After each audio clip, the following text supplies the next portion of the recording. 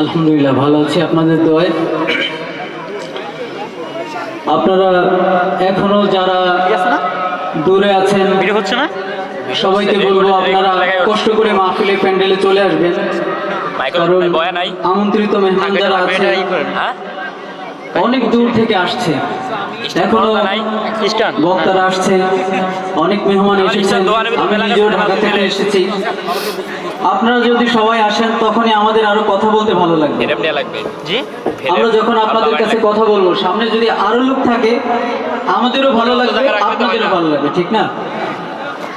তো এই যে তরুণ আয়োজকরা সবাই অল্প বয়স, আশা করি আমি যা বুঝতেছি এখানে যারা আয়োজক সবারই অল্প বয়স, অনেক কষ্ট করে আয়োজনটা করেছে। আপনারা সকলে যদি আসেন সুন্দরভাবে মাহফিলটা শেষ হবে। এজন্য যারা এখনো ঘোরাফেরা করছেন আশা করবো সবাই দ্রুতই চলে আসবেন ইনশাআল্লাহ।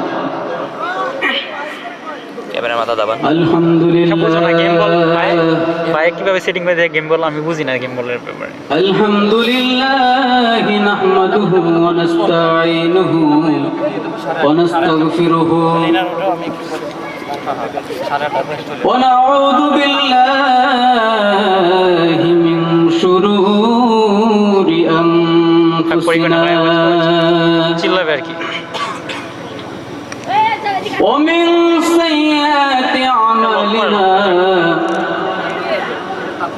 من يهده الله فلا مضل له ومن يضلله فلا هادي له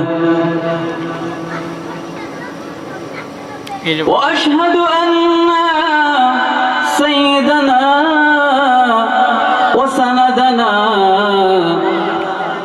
وحبيبنا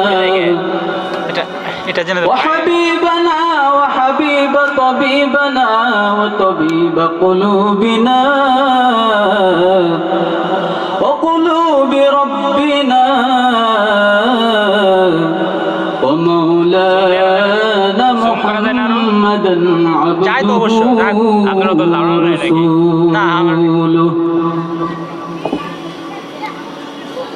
الذي أرسله بالحق بشيرا ونذيرا وداعيا إلى الله بإذنه وسراجا منيرا أما بعد فأعوذ بالله من الشيطان الرجيم بسم الله الرحمن الرحيم والعصر إن الإنسان لفي خسر إلا الذين آمنوا وعملوا الصالحات وتواصوا بالحق وتواصوا بالصبر أو كما قال رسول الله صلى الله عليه وسلم أخلص دينك يكفيك العمل القليل أو كما قال عليه الصلاة والسلام। সম্মানিত উপস্থিতগণ, দূর দূরান্ত থেকে আগত দিন পিপাসু বাবার বয়সী মুরব্বিয়ান একরাম, সমবয়সী ভাইয়েরা এবং ছোট স্নেহের ভাইয়েরা এবং পর্দার আড়ালে যে মা বোনেরা আছেন সকলকে জানাই আমার অন্তরস্থল থেকে আন্তরিক মোবারকবাদ। আপনারা এত দূর থেকে এই শীতের সময় কষ্ট করে আসছেন দিনের জন্য, দিন শেখার জন্য, দিন জানার জন্য অনেক কষ্ট করে এসেছেন। খুবই ভালো লাগছে যে আমরাও এসেছি, আপনারাও এসেছেন, একটা দিনই মজলিসে আমরা বসতে পেরেছি। তো সর্বপ্রথম আমরা মহান রব্বুল আলামিনের দরবারে শুকরিয়া আদায় করি যে মহান রব্বুল আলামিন আপনাকে আমাকে এই ফিতনা ফাসাদের জামানায় খুবই একটা খারাপ যুগ চলতেছে এখন। কারণ একটা জিনিস দেখলেই বুঝবেন, হয়তো অনেকে ব্যস্ততার কারণে আসতে পারেনি, কিন্তু আল্লাহ তাআলা কিন্তু আমাদের এই অল্প কয়েকজন লোককেই পছন্দ করে এখানে পর্যন্ত নিয়ে আসছে, কথা ঠিক কিনা? কারণ ভালো কাজ করতে গেলে কিন্তু আল্লাহ তাআলারও বান্দাকে পছন্দ করতে হয়। যেমন বান্দা আল্লাহকে ডাকবে, এই ডাকে আল্লাহ যখন সাড়া দিবে, ওই বান্দাকে যখন পছন্দ করবে, তখন আল্লাহ তাআলা ওই বান্দাকে দিয়ে ভালো কাজ করে, কথা ঠিক কিনা? তো আমরা কি বুঝতে পারি যে আল্লাহ তাআলা হয়তো আমাদেরকে একটু রহমত করছে, তো এই রহমতের জন্য আমরা শুকরিয়া আদায় করব, যেন আল্লাহ তাআলা আমাদেরকে আরো রহমত বাড়িয়ে দেয়। সবাই বলি আলহামদুলিল্লাহ। দেখেন এমন একটা যুগ চলতেছে, এটা উদাহরণ দেওয়ার জন্য বলতেছি, গুনাহ এবং ভালো কাজের একটা উদাহরণ, কাউকে কোনো কষ্ট দেওয়ার জন্য না, একটা উদাহরণ। আজকে যদি এখানে একটা গানের আয়োজন হতো, যেমন মমতাজ একটা শিল্পী আছে, বা একটা গানের আয়োজন হলে কিন্তু অনেক মানুষ আসতো কোথা থেকে? ঢাকা থেকে চলে আসতো, কেউ আত্মীয় স্বজন এই এলাকায় থাকে, ঢাকায় চাকরি করে, তারও ছুটি নিয়ে চলে আসতো। কিন্তু দিনের কাজে কিন্তু বেশি একটা লোক হয় না। এই যে মাহফিল হচ্ছে, লোক কম, অথচ অনেক বড় একটা প্যান্ডেল, ঠিক না? তো এজন্য আল্লাহ তাআলা আমাদেরকে পছন্দ করেছেন। কিন্তু একটা জিনিস দেখলে বুঝবেন, মানুষ যখন জন্ম নেয় একদম নিষ্পাপ হয়ে জন্ম নেয়, ঠিক না? মানুষ যখন জন্ম নেয় কোনো পাপ থাকে না। আমি একদিন আমাকে একটা প্রতিযোগিতার বিচারক হিসেবে রাখছে। ওই প্রতিযোগিতায় যে প্রতিযোগিতা হচ্ছে ওই বিষয়ে আমার খুব জ্ঞান, কিন্তু বিচারক কেমনে হয় এটা আমি জানি না। বিচারকে যা নাম্বার দিতে হয় না, মানুষ একটা কোরআন তেলাওয়াত করবে, এই নাম্বারটা কোন সিস্টেমে দেবে এটা আমি জানতাম না। অনেক চিন্তা করতেছি কি করা যায়। হঠাৎ আমার মনে হলো কি, আমি ধরে রাখবো এই ছেলেটা যখন একটা তেলাওয়াত করবে তারে 100 মার্ক আমি মনে মনে আগে থেকে দিয়ে দিব, কিন্তু একটা ভুল করবে একটা করে মার্ক কমাবো। এই করতে করতে যে কয়টা ভুল করবে মার্ক কমাইতে কমাইতে যদি 50 40 একটা কিছু পাই, এভাবে কমাবো। এই চিন্তা করে ভাবলাম, যাক মাথায় তো ভালো বুদ্ধি আছে, একটা প্ল্যান তো করে ফেলছি শেষমেশ। হঠাৎ আমার মনে হইলো, আল্লাহ তাআলা তো বান্দাদেরকে এইভাবে নিষ্পাপ করে পাঠাইছে, প্রথমেই 100 মার্ক দিয়ে দিচ্ছে, বলুন সুবহানাল্লাহ। এই যে একটা কথা বললাম, এটা কিন্তু গল্প বললাম না, একটা উদাহরণ দেওয়ার জন্য বললাম। কারণ অনেক জায়গায় কিন্তু গল্প কাহিনী চলে বেশিরভাগ, এই জন্য অনেকে এবার রাগ হয় যে কোরআন টোরআন বাদ দিয়ে কাহিনী বলছে। কাহিনী না, বোঝানোর জন্য অনেক কথা মাঝে মাঝে কি বলতে হয়, তাই না? তো আমি চিন্তা করলাম যে আল্লাহ তাআলা কত দয়ালু, মানুষকে একদম নিষ্পাপ করে জান্নাতের সার্টিফিকেট দিয়ে দুনিয়ায় পাঠাই দিয়েছে। যা বান্দা, তোর কোনো গুনাহ নাই, তুই একদম নিষ্পাপ, যদি এইভাবে থাকিস জান্নাত পাওয়া যাবে। আর যদি তুই এইভাবে না থাকতে পারিস তাহলে কি পানিশমেন্ট আছে।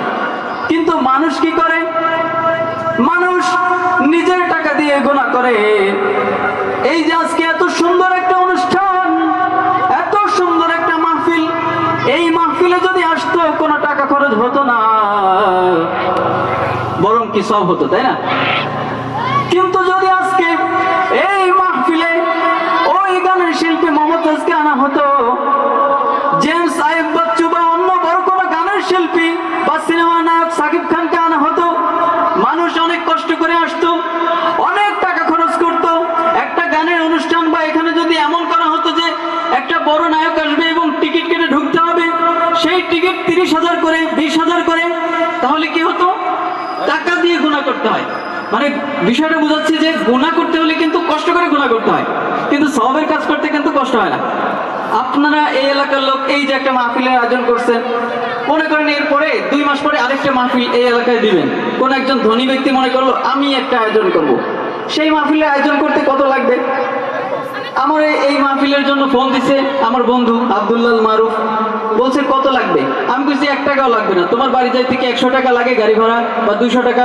ও বলে আর একটু বেশি লাগতে পারে। আমি বলছি যদি 100 বা 200 যা লাগবে শুধু ওই ভাড়াটা দিবা, আর কিছু দিবা না। তার মানে কি বোঝা যায়? অথচ এখানে আসতে আসতে কিন্তু 600-700 টাকা এরকম একটা খরচ তো হয়ে গেছে। তো যেটা বোঝাচ্ছি যে আমার মতো অনেক লোক আছে যে যারা ফ্রি মাহফিল করে দিবে।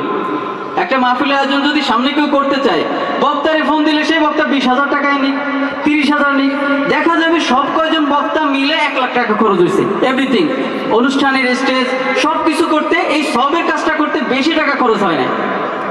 কিন্তু যদি আপনি একটা গুনার কাজ করতে চান, ওই গুনাহ কিন্তু আপনার কষ্ট করে টাকা খরচ করে গুনাহ করতে হবে। ওই সময় 1 লাখ হবে না, কয় লাখ লাগবে? 10 লাখ, 20 লাখ। ভালো একটা নায়ক আনলে তো 10 লাখ টাকা আসবে না, এলাকায় আসবে।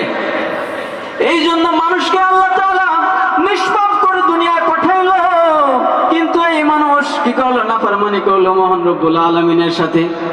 নাফরমানি কইরা গুনাহ করা শুরু করে দিল। যদি মানুষ জিনা করে, ওই মেয়ের পিছনে টাকা খরচ করতে হয়। যদি মানুষ সুদ খায়, এই সুদের পিছনেও টাকা খরচ করতে হয়। যদি মানুষ মাস্তানি করে, এর পিছনেও শয়তানি করতে হয়, শ্রম দিতে হয়। কিন্তু আল্লাহর দরবারে একটা সেজদা দিতে গেলে কিন্তু কোনো বেশি কষ্ট হয় না। আপনি একটা সেজদা দিবেন, আল্লাহ তাআলা আপনার জন্য জান্নাতের ব্যবস্থা করে দিবে। বলুন সুবহানাল্লাহ। আপনি যদি একবার সুবহানাল্লাহ বলেন, জান্নাতে আল্লাহ তাআলা আপনাদের জন্য একটা গাছ, খেজুর গাছের ব্যবস্থা করে দিবে। ইসলাম এত সুন্দর, আপনি যদি একবার সুবহানাল্লাহ বলেন, আপনার জন্য জান্নাতের ব্যবস্থা, জান্নাতে একটা গাছের ব্যবস্থা কে করে দিবে? জোরে বলেন আল্লাহ। কে করে দিবে? আল্লাহর নাম বলতে ভালো লাগে না? জোরে বলেন সুবহানাল্লাহ, সুবহানাল্লাহ। এই যে সুবহানাল্লাহ বললেন, আপনাদের জন্য 2টা গাছ হয়ে গেল। ইসলামে কত সুন্দর, ছোট্ট একটা কাজ সুবহানাল্লাহ বললেও সব আছে। ইসলাম এত সুন্দর, যদি সুন্দর করে আপনার মায়ের দিকে একবার নেক নজরে তাকান, এই ছোট্ট একটা কাজের কারণে আল্লাহ তাআলা আপনাকে কবুল হজের সব দিয়ে দিবে। আপনারা জানেন না, মার দিকে তাকাইলে কবুল হজের সব হয়? তাকাইতে কি কষ্ট হয়? আচ্ছা, মার দিকে যদি সুন্দর করে কেউ তাকায়, মাকে চড় দিবে, এই তাকাইছিস কেন? দাবড় দিবে? বরং মা বলবে, এই তুই কেন আমার দিকে এত সুন্দর করে তাকাইছিস? তুই কি দুষ্টামি করিস আমার সাথে? তাকা রয়েছিস, ওদিকে তাকা, যা হেন দেখা, এরকম একটা কিছু বলবে, তাই না? কিন্তু ছোট্ট একটা কাজ যদি মায়ের দিকে সুন্দর করে একটু তাকায়, তাহলে একটা কবুল হজের সব দিবেন কি? জোরে জোরে সুবহানাল্লাহ বলবেন, আল্লাহ বলবেন, সব হইতেই থাকবে। ছোট ছোট কাজেই সব আছে। ইসলাম কত সুন্দর, কিন্তু আপনি এই ছোট কাজে সব পাবেন, কিন্তু গুনাহ করতে গেলে অনেক কষ্ট করতে হবে। কথা ঠিক কিনা? এইখানে যদি আজকে একটা গানের কনসার্ট হইতো, শুধুই টাকা খরচ হইতো না, অনেক মারামারিও হইতে পারতো। অনেক বখাটে ছেলেমেলে আসতো, বিড়ি খাইতো, মারামারি হইতো। দেখা যায়, দেখা হয়েছে, তুই অমুক এলাকায় আমার সাথে গ্যাঞ্জাম করছিলি, আজকে তোর পাইছি, ধর ওরে মার। এইভাবে পরে আবার অনুষ্ঠান শেষ হইতো, কিন্তু পরে আবার সালিশ বসাইতো, কত ঝামেলা।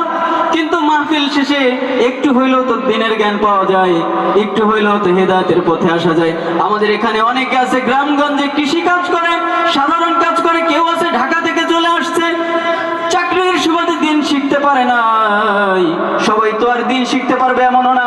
ছোটবেলা থেকে দেখা যায় কারোর বাপ ছিল না, ছোটবেলা থেকে দেখা যায় কারোর মা ছিল না, অথবা কারোর বাবা মা কেউ ছিল না, অথবা তার বাবা মা সবাই আছে কিন্তু তাদের মধ্যে দিনের জ্ঞান ছিল না। এই বিভিন্ন কারণে অনেক মানুষই হয়তো মাদ্রাসায় পড়তে পারে নাই, দিনের জ্ঞান অর্জন করতে পারে নাই। কিন্তু এই সমস্ত মুরব্বী অনেকরাম, তারা কি চায়? তারা চায় যে এরকম মাঝে মাঝে একটা মাহফিল হোক, সেই মাহফিল থেকে আমরা দু একটা ছোটখাটো ভালো কথা শুনে আমরা হেদায়েতের পথে আসতে পারি কিনা। কথা ঠিক কিনা? এরকম আয়োজন এজন্য সব সময় হওয়া দরকার। যাই হোক, আমি এখন মূল আলোচনায় চলে যাব। আমি কোরআনে কারীম থেকে একটা তিলাওয়াত করেছিলাম, সূরাতুল আসর, ছোট্ট একটা সূরা। আজকে আমি ছোট্ট বিষয় বলবো, যে ছোট্ট কথার অনেক বড় হাকিকত আছে। যেমন ছোট্ট ছোট্ট কথা বলতেছি, সূরাটাও ছোট্ট, কিন্তু সূরাটা ছোট্ট হলেও এই সূরাটার অনেক বড় মর্ম আছে, এই সূরাটার বড় হাকিকত আছে। আমাদের যে আমরা জানি আমাদের ইমাম আছে, 4 জন ইমাম প্রসিদ্ধ। আমরা তো জানি, আমরা হানাফি মাযহাব অনুসরণ করি অনেকেই। এই ইমামদের মধ্যে একজন অন্যতম ইমাম কি? ইমাম শাফিঈ রাহমাতুল্লাহি আলাইহি। ইমাম শাফিঈ রাহমাতুল্লাহি আলাইহি বলেন, এই যে সূরা আসর, তিনি গবেষণা করে বলেন যে আল্লাহ পাক রব্বুল আলামিন যদি পুরা কোরআন শরীফ নাযিল না করে বান্দার জন্য যদি সূরাতুল আসর এতটুকু দিয়ে দিত, যে পুরা কোরআন শরীফ দিলাম না, সূরাতুল আসর দিয়ে দিলাম, আর বান্দারা যদি এই সূরা তাহলে বান্দার নাজাতের ওসিলা হিসাবে এই সূরাটাই যথেষ্ট ছিল। বলেন সুবহান, জোরে বলেন সুবহানাল্লাহ। লোক কম, কিন্তু যদি আপনারা একটু জোরে বলেন আমার আরো ভালো লাগবে কথা বলতে। আমি বেশিক্ষণ কথা বলবো না, যেহেতু একজন বক্তাও একটু আসতে একটু দেরি হচ্ছে, আমিও বলতে লাগি, কিন্তু আপনারা আমাকে উৎসাহ দিবেন, ঠিক আছে? আর আমি কিন্তু অত পাকা বক্তা না, নতুন। আপনারা আমাকে উৎসাহ দিতে রাজি আছেন তো? ইনশাআল্লাহ। তো ইমাম শাফি রাহমাতুল্লাহি আলাইহি বলতেছেন, যদি বান্দার জন্য পুরো কোরআন শরীফ না দিয়ে শুধুমাত্র এই ছোট্ট সূরা দেয়া হতো, তাহলে বান্দার নাজাতের ওসিলা হিসেবে এই সূরাটাই যথেষ্ট ছিল। তাহলে কত বড় হাকিকত! এই সূরার শুরুতে আল্লাহ তাআলা বলেন ওয়াল আসর। আসর মানে কি? এই জায়গায় আল্লাহ তাআলা সূরার শুরুতে একটা কসম কাটলেন। এই যে এত বড় দুনিয়া আল্লাহ তাআলা সৃষ্টি করলো, এখন যদি আপনি 100 বার কেন, এটা আল্লাহর সৃষ্টি না, আল্লাহর কিছু যায় আসে? আল্লাহর কোনো কিছু যায় আসে না। আপনি যদি কেন আল্লাহ এটা করে নাই, বিশ্বাস করেন, আপনি ওরকম বললেও কিছু যায় আসবে না। আবু জাহেল বলেছিল, কে বলেছিল ও মুহাম্মদ তোমার আল্লাহকে আমি মানি না? আবু জাহেল কে আছে? আবু জাহেল তো নাই। আবু জাহেলের বাসা কিন্তু আছে। এখানে যদি কেউ সৌদি প্রবাসী হন, জানবেন আবু জাহেলের বাসায় কিন্তু টয়লেট বানানো হয়েছে, কথা ঠিক কিনা? কিন্তু আবু জাহেল নাই, মুহাম্মদুর রাসূলুল্লাহ সাল্লাল্লাহু আলাইহি ওয়াসাল্লামের দিন এখনো ঠিক আছে, কথা ঠিক কিনা? নমরুদ ছিল, নিজেকে আল্লাহ দাবি করেছে, সেই নমরুদ কি আছে কিনা? নমরুদের কোনো চিহ্ন আছে কিনা? নমরুদের কবর কোন জায়গায় আছে, এটা কি কোনো কিছু আছে? কোনো চিহ্ন নাই। কিন্তু ওই সময় যে নবী ছিল, সেই নবীর নাম কি এখন আছে কিনা? এরকম যুগে যুগে কত মানুষ ছিল, কত ক্ষমতাশীল লোক ছিল, কেউ থাকবে না, কিন্তু দিন ইসলাম ঠিকই থেকে যাবে। এখন আমি যে কথা বলতে চাই, আল্লাহ তাআলা এত কিছু সৃষ্টি করলেন, আসমান জমিন সৃষ্টি করলেন। আল্লাহ পাক রব্বুল আলামিন বলতেছেন, মা খালাকনাস সামাওয়াতি ওয়াল আরদা ওয়া মা বাইনাহুমা ইল্লা বিল হাক্কি ওয়া আজালিম মুসাম্মা। আসমান এবং জমিনের মধ্যে যা কিছু আছে, আসমান এবং জমিনের মধ্যে যা কিছু আছে, আসমান এবং জমিন, এই যে জমিন, ওই যে আসমান, এই আসমান এবং জমিনের মধ্যে শুধু আসমান জমিনের কথা বলেন নাই, বলেছেন আসমান এবং জমিন তার মধ্যেও যা কিছু আছে, তার মধ্যে কে আছি? আমি আছি, আপনি আছেন, গাছ আছে, তরুলতা, এমন এমন পশু পাখি আছে যে পশু পাখিগুলো আপনারা কোনোদিন দেখেনও নাই, কথা ঠিক কিনা?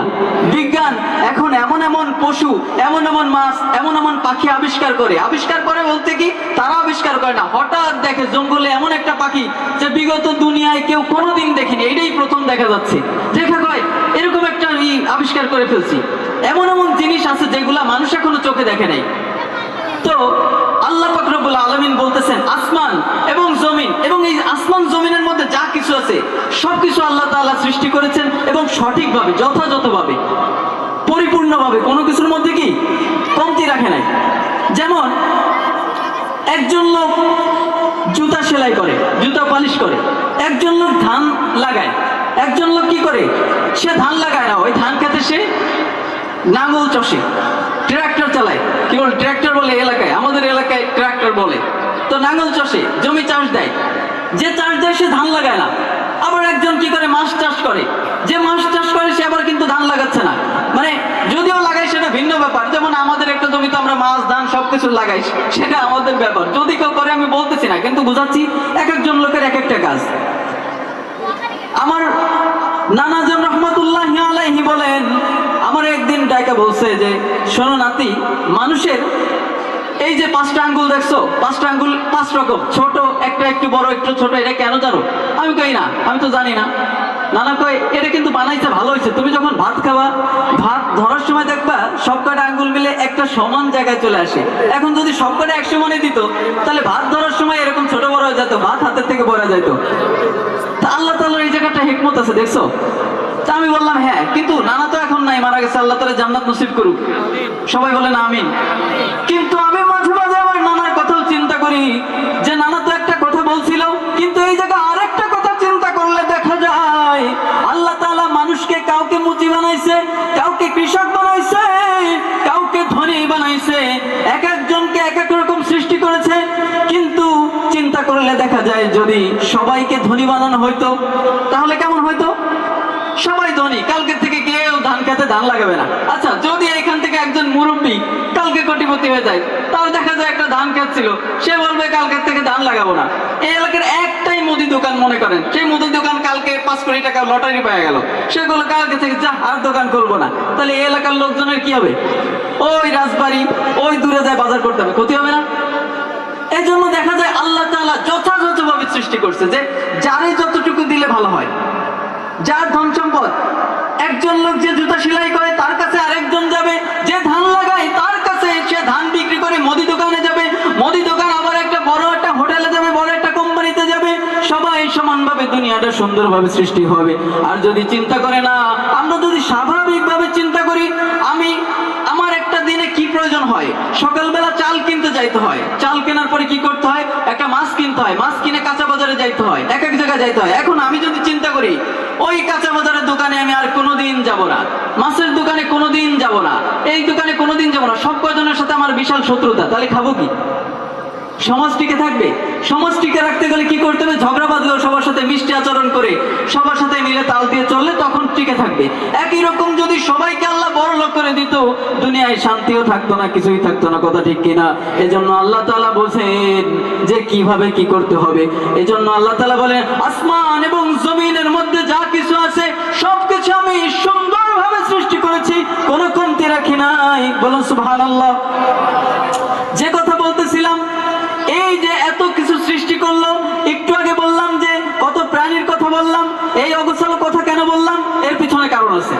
কারণ হইল আল্লাহ তাআলা এত বড় মালিক, যেটা আপনারা অস্বীকার করলেও কিন্তু কিছু আসে যায় না। যারা অস্বীকার করছিল, নমরুদ, আবু জাহেল, ফিরাউন, সব মরে গেছে। আল্লাহর দুনিয়া ঠিকই তার নিয়মে দেখানো পথে আছে। কোরআন শরীফ যেভাবে যে দুনিয়ার কথা বলছে সব একই রকম আছে। তার মানে বোঝা যায় যে আল্লাহ তাআলারে কেউ কিছু বললে আল্লাহ তাআলার কিছু যায় আসে না, কথা ঠিক কিনা? কিন্তু এত কিছুর পরে আল্লাহ তাআলা কেন কসম কাটলো? একটা কথা আল্লাহ তাআলা বলবে যে এই বান্দা এই জিনিসটা এমন হবে, কিন্তু আল্লাহ তাআলা বলতেছে কসম দিয়ে বললাম এই জিনিসটা হবে। তার মানে আপনারা বোঝেন কত বড় গুরুত্বপূর্ণ। এই এলাকার মনে করেন সাধারণ যদি থানার দারোগা সাহেব আইসা বলে, এই তোমরা এখান থেকে মাহফিলটা বন্ধ করে দাও, কথার কথা বোঝানোর জন্য বলতেছি যে বন্ধ করে দাও, আপনারা কি করবেন? একটু ভয় পাবেন, কি যে একটা কাহিনী হইলো, মাহফিলটা বন্ধ করে দিচ্ছে। কিন্তু যদি এসে কয় এই কসম দিয়ে বলতেছি বন্ধ না করলে খবর আছে, ভয় লেগে যাবে না? ঠিক কি ব্যাপার? ঠিক আল্লাহ তাআলা তো ওসি দারোগা মানে এত কোনো তুলনা নাই না, কিন্তু এত বড় রব্বুল আলামিন যদি একটা কথা শুনতে কসম কাটে, এটা গুরুত্বপূর্ণ বোঝানো হয় না? দেখেন মানুষ কি করে কথার গুরুত্ব বোঝানোর জন্য বলে, এই দেখো আমার ছোট সন্তানের মাথায় হাত রেখে বলতেছি, আমার এই চোখ সে বলতেছি, আমার মায়ের কসম দিয়ে বলতেছি এই কথাটা সত্য। বিভিন্ন কথা বলার জন্য মানুষ যে কোনো সময় কসম কাটে বসে। আবার কেউ কেউ কি করে বলে, এইভাবে কসম কাটলে হবে না, ওই বড় মসজিদে যাইতে হবে, এলাকার মধ্যে বা শহরে সব থেকে নামি দামি একটা মাজারে যাইতে হবে, সেই মাজারের মধ্যে যায় বা মসজিদের মধ্যে যায় মাথার চান্দির পরে কোরআন শরীফ রাইখা এরপরে মনে করেন কইতে হবে যে আমি এটা করি নাই। হ্যাঁ, মানে বলতেছে আমি কসম কাটবো, তোর কসম মানি না, তুই ওই বড় মসজিদে যায় মসজিদের মাঝখানে দাঁড়ায় কোরআন শরীফ মাথার পরে নিয়ে তারপরে কসম কাটবে, এরপরে বিষয়টা এমন হয় না? এমনও কিন্তু হয়। কেউ বলে আমি কোরআন শরীফ সে বলবো, তুই কোরআন শরীফ নেয় তার মাঝখানে হাত দিয়ে বলবো, কথার গুরুত্ব বোঝানোর জন্য। কিন্তু আল্লাহ রাসূল সাল্লাল্লাহু আলাইহি ওয়াসাল্লাম কি বলেন? যদি কেউ আল্লাহ তাআলা ব্যতীত কারোর নামে কসম কাটে তাহলে কি করা হইলো? আল্লাহ তাআলার সাথে শিরক করা হইলো। একটা কথা আপনারা এখানে ভালো করে বুঝবেন যে আমরা বিভিন্ন জরুরিতে কসম কাটবো যদি একান্ত জরুরি হয়, আল্লাহর নামে কসম কাটা যায়। কিন্তু আল্লাহ তাআলা বাদে যদি কারোর নামে কসম কাটা হয় তাহলে আল্লাহ রাসূল বলেন, মান আশরাকা বিগাইরিল্লাহি ফাকাদ আশরাকা, যদি কেউ আল্লাহর নাম ব্যতীত কারোর নামে কসম করে তাহলে এটা আল্লাহ তাআলার সাথে শিরকি করা হয়। শিরকি করলে কি ঈমান থাকবে? সামনে কিন্তু ঈমানের আলোচনা আছে, ঈমান জিনিসটা কিন্তু বোঝাবো, সংক্ষেপেই বোঝাবো। শিরকি করলে কি ঈমান থাকবে? শিরকি মানে কি বুঝেন? কেমন যেন বললেন আল্লাহ ছাড়াও এরকম একজন কেউ আছে, নাউজুবিল্লাহ। এজন্য ছোট ছোট গুনাহ আমরা করি, এই গুনাহগুলা কিন্তু করলে খুব খেয়াল করে নিতে হবে যে এইসব গুনাহ আমরা করব না। আমরা তাহলে বলি যে আল্লাহ তাআলার নাম ব্যতীত কোনো সময় সময় আমরা কসম করব না। আমরা সবাই বলি আমরা কখনো আল্লাহর নাম ছাড়া কোনো কিছুর নামে কসম করব না। এই জিনিসটা আপনারা সবসময় মনে রাখবেন। কিন্তু আমি যে জিনিসটা বোঝাচ্ছি, আল্লাহ পাক রব্বুল আলামিন তেমন একটি কথা বোঝানোর জন্য কোরআন শরীফের মধ্যে বললেন কসম কায়দা। মুফাসসিরিন ইকরামগণ বলেন আল্লাহ রাব্বুল আলামিন পুরো কোরআন শরীফে 40 জায়গায় কসম কেটেছেন। একটা কথা বোঝানোর জন্য যে কসম কাটলেন, বললেন আল্লাহ আসর। আসর মানে কি? গবেষণা করলে এই আসরের 3টা অর্থ পাওয়া যায়। একটা হলো কি জামানার কসম, আসর মানে হলো সময়। যেহেতু আল্লাহ তাআলা কসম কাটছে, এই কথাটার হাকিকত তো অনেক কিছু হইতে পারে। একটা হলো কি পুরো জামানার কসম। জামানা মানে কি বুঝেন? আরবিতে জামানা বলে। জামানা মানে এই যে যুগ, এই যে পৃথিবীর একটা সময়, সেই আদম আলাইহিস সালাতু ওয়াস সালাম থেকে এই পর্যন্ত যে একটা সময়, এইটাকে বলে জামানা। জামানার কসম বলে। আরেকটা জিনিস বোঝায় কি সময়ের কসম, হায়াতে জিন্দেগির কসম। আরেকটা কি আসরের ওয়াক্তের কসম হইতে পারে। আল্লাহ তাআলা বুঝাইছে এখানে জামানা সম্পর্কে বুঝাইছে। সময়টা আল্লাহ তাআলার কাছে খুব ইম্পর্টেন্ট, কারণ ঈমান কিন্তু অনেক বড় একটা জিনিস। আমরা যে মুসলমান, এটা বড় নিয়ামত না? কিন্তু আল্লাহ তাআলা মুফাসসিরিন ইকরামগণ বলেন এই যে ঈমান মানুষের মধ্যে দিল, এই ঈমান দেওয়ার আগেও কিন্তু আল্লাহ তাআলা মানুষকে হায়াত দিয়েছে। কথা ঠিক কিনা? আগে বান্দাকে হায়াত দিয়েছে, তুমি 50 বছর বাঁচবা, তুমি 70 বছর বাঁচবা, এরপরে তোমার হায়াত শেষ হয়ে যাবে। এজন্য হায়াত জিনিসটা খুব ইম্পর্টেন্ট। এই হায়াতের সম্পর্কে আল্লাহ তাআলা কসম কাটলো। এরপরে আল্লাহ তাআলা এত বড় একটা কসম কাটে বলতেছেন ইন্নাল ইনসানা লাফি খুসর। নিশ্চয়ই মানুষ কি ক্ষতিগ্রস্ত, মানুষ ক্ষতির মধ্যে নিপতিত। আল্লাহ তাআলা নিজে বলে দিচ্ছে মানুষ ক্ষতিগ্রস্ত। কিন্তু তারা ক্ষতিগ্রস্ত না যাদের ভিতরে 4টি গুণ থাকবে। এই 4টি গুণ কি? 1 নম্বর গুণ আল্লাহ তাআলা বলতেছেন ইল্লাল্লাযীনা আমানু, যারা কি ঈমান এনেছে। আমরা সবাই ঈমান এনেছি না? আমরা সবাই তো ঈমান এনেছি আলহামদুলিল্লাহ। যারা ঈমান এনেছে তারা ক্ষতিগ্রস্ত হবে না। আল্লাহ যে বলছে ক্ষতিগ্রস্ত, কিন্তু যারা ঈমান আনবে তারা ক্ষতিগ্রস্ত হবে না। ঈমান মানে কি? মুখে বিশ্বাস করতে হবে আমি আর কোনোদিন গুনাহ করব না, আল্লাহ এই যে বিধানটা বলছে এটা আমি বিশ্বাস করি, মুখ দিয়ে বিশ্বাস করতে হবে। কিন্তু আপনি বললেন আল্লাহ বলছে, আল্লাহ রাসূল বলছে গান বাজনা করা যাবে না, এটা বিশ্বাস করি, কিন্তু আগামীকাল গানের অনুষ্ঠানে আমি টাকা দিব, মিউজিকের অনুষ্ঠানে টাকা দিব, ঈমান থাকলো না। মুখে যেমন বিশ্বাস করছেন, আপনার উচিত যায় ওইটা কাজের সময় আপনি করবেন না। মুখে বিশ্বাস করা কাজে আবার পরিণত করতে হবে, আমলে পরিণত করতে হবে। আপনি মুখ দিয়ে বলার সাথে দিলে স্বীকার করতে হবে, এবং দিলে স্বীকার করার পরে আবার সেটা আমলে পরিণত করতে হবে। এটাই হলো ঈমান। তাহলে 1 নম্বর বিষয় কি? যার ভিতরে ঈমান আছে তারা ক্ষতিগ্রস্ত না। 2 নম্বর বিষয় আল্লাহ তাআলা বলতেছেন ওয়ামিলুস সালিহাত, যারা সৎ কাজ করবে। ঈমান আনলেন সব ঠিক আছে, কিন্তু ভালো কোনো কাজ করলেন না। ঈমান আছে আমি আল্লাহরে মানি, আল্লাহ এক, আল্লাহ রাসূল সর্বশেষ নবী, ঠিক আছে, কিন্তু আমি 1 ওয়াক্ত নামাজ পড়বো না, আমি কি রোজা রাখবো না, হজ করবো না, হবে? আল্লাহ পাক রব্বুল আলামিন বলতেছেন ঈমান আনার পরে আবার নেক আমল করতে হবে। এই নেক আমল করার পরে আবার কি আছে যে ইল্লাল্লাযীনা আমানু ওয়া আমিলুস সালিহাতি ওয়া তাওয়াসাউ বিল হক। মানুষকে উপদেশ দিতে হবে হকের পথে। শুধু নিজে নামাজ পড়লে হবে? নিজে নামাজ পড়লে হবে? পাড়া প্রতিবেশীদের বলতে হবে না এই যে এত সুন্দর একটা মাহফিল আয়োজন করছে, এটাই হলো হকের পথে মানুষকে দাওয়াত দেওয়ার জন্য। নিজে আমল করতে হবে, আবার মানুষকেও দাওয়াত দিতে হবে। এরপরে আবার সবরের প্রতি মানুষকে দাওয়াত দিতে হবে, ধৈর্য ধারণের প্রতি দাওয়াত দিতে হবে। এই 4টি জিনিস যাদের মধ্যে থাকবে তারাই হবে কামিয়াব, তারা ক্ষতিগ্রস্ত হবে না। আমরা এই 4টি জিনিস করবো কিনা? যদিও আমার সময় সংক্ষিপ্ত করে দিছে, কিন্তু আমার একটু কথা বাকি আছে, এটা শেষ করে আমি শেষ করব। আপনারা রাজি আছেন তো? আমি আর 2-3 মিনিট কথা বলবো, বেশি কথা বলবো না, কারণ অগোছালো কথা থেকে রেখে দিলে দেখা যায় পরিপূর্ণ হয় না, তাই না? তো যাদের মধ্যে ঈমান আছে তাদের জন্য কি পুরস্কার আছে? জান্নাতে তো তাদের জন্য একটা পুরস্কার আছে, তাই না? যারা ঈমান আনবে, যারা এই চারটি গুণে পরিপূর্ণ হবে, তাদের জন্য জান্নাতে রয়েছে একটা স্পেশাল গিফট। লিল্লাযীনা আহসানুল হুসনা ওয়া জিয়াদা। যারা সৎ পথে চলবে তাদের জন্য রয়েছে কল্যাণ এবং তার থেকেও বেশি। কল্যাণিত জান্নাত আল্লাহ দিয়ে দিল, এরপরে আর জান্নাতে কি চান? জান্নাত যখন পেয়ে যাবেন আবার আল্লাহ তাআলা বলছে তার থেকেও বেশি। তার থেকে বেশি কি?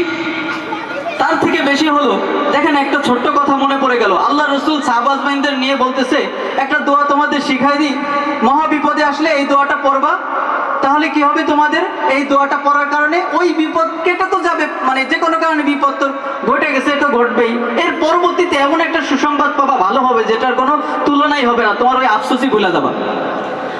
তো এই কথা এক সাহাবী শুইনা বাড়ি আইসা তার স্ত্রীকে বলছে, আল্লাহ রাসূল এই দোয়াটা শিখাই দিছে। শিখাই দেওয়ার পরে কিছুদিন পরে সেই সাহাবী মারা গেল, ইন্তেকাল করলো। এখন তার বউ কান্না করতেছে আর চিন্তা করতেছে, আল্লাহ রাসূল সাল্লাল্লাহু আলাইহি ওয়াসাল্লাম তিনি তো আমার স্বামীকে বলেছিল মহা বিপদের সময় যদি এরকম একটা দোয়া কেউ পড়ে ওই সময় থেকে ভালো কিছু পাবে। কিন্তু কি বোঝা যায়, সে আবার চিন্তা করতেছে আমার স্বামী তো মরে গেছে, এর থেকে আর ভালো কি হবে? জীবনে যদি স্বামী না থাকে তাহলে আর ভালো কি হইল? তারপরে চিন্তা করলো, বিশ্ব নবী রাসূলুল্লাহ সাল্লাল্লাহু আলাইহি ওয়াসাল্লাম যেহেতু বলেছেন এই কথার মূল্য অবশ্যই আছে, আমি দোয়াটা পড়ি। দোয়াটা পড়লো, সংক্ষেপে বলতেছি, ওই দোয়া পড়ার কিছুদিন পর ওই সেই মহিলার সাথে রাসূল সাল্লাল্লাহু আলাইহি ওয়াসাল্লামের বিয়ে হয়ে গেল। সুবহানাল্লাহ। এর থেকে কি ভালো ওনার জন্য কিছু আছে? তার থেকেও ভালো। আল্লাহ এই যে আয়াতের মধ্যে বলতেছে লিল্লাযীনা আহসানুল হুসনা ওয়া জিয়াদা, কল্যাণ করবে যারা তাদের জন্য ভালো, তার থেকেও আরো বেশি। জান্নাত পাইলেন, তার থেকেও আরো কেমন বেশি? এমন একটা বেশি। সেটা কি? হযরতে সুহাইব রাদিয়াল্লাহু তাআলা আনহু বলতেছেন, আল্লাহ রাসূল সাল্লাল্লাহু আলাইহি ওয়াসাল্লাম বলেন, মানুষ যখন জান্নাতে প্রবেশ করবে, জান্নাতে প্রবেশ করার পর আল্লাহ তাআলা বান্দাদেরকে দেখার পরে বলবে, ও আমার বান্দারা তোমরা কি কিছু চাও? তোমরা আর কি চাও? তখন বান্দারা বলবে, তখন বান্দা বলবে যে আল্লাহ রাব্বুল আলামিন আপনি আমাদেরকে যেহেতু জান্নাত দিয়ে দিয়েছেন আর কোনো চাওয়া বাকি নাই, আর তো আপনার কাছে কোনো কিছু চাওয়ার বাকি নাই, যেহেতু আমরা জান্নাত পেয়ে গেছি। আপনি আমাদেরকে জাহান্নাম থেকে বাঁচিয়েছেন, আপনি আমাদেরকে শুধু জাহান্নাম থেকে বাঁচান নাই, ওই জাহান্নাম থেকে বাঁচিয়ে আমাদেরকে আবার জান্নাতে দিয়েছেন, আর তো কোনো কিছু চাওয়ার বাকি নাই, আমাদের জন্য এটাই যথেষ্ট। কিন্তু তখন আল্লাহ রাব্বুল আলামিন এই যে তার থেকেও বেশি কি করবে?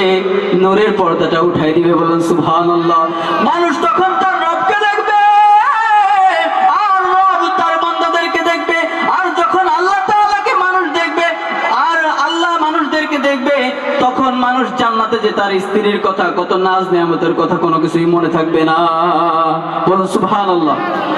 সামনে যদি কখনো সময় পাই আবার সুন্দর করে আপনাদের সামনে আলোচনা করব। অগোছালোভাবে কিছু কথা বললাম, কেউ কষ্ট পেলে মাফ করে দিবেন। আর সময় শেষ যে কোনো কারণে, এরপরে আপনাদের আরো ভালো ভালো বক্তা আছে, সবাই বয়ান করবে। আমার জন্য সবাই দোয়া করবেন। সবাই ভালো থাকবেন। আসসালামু আলাইকুম ওয়া রাহমাতুল্লাহি ওয়া বারাকাতুহু।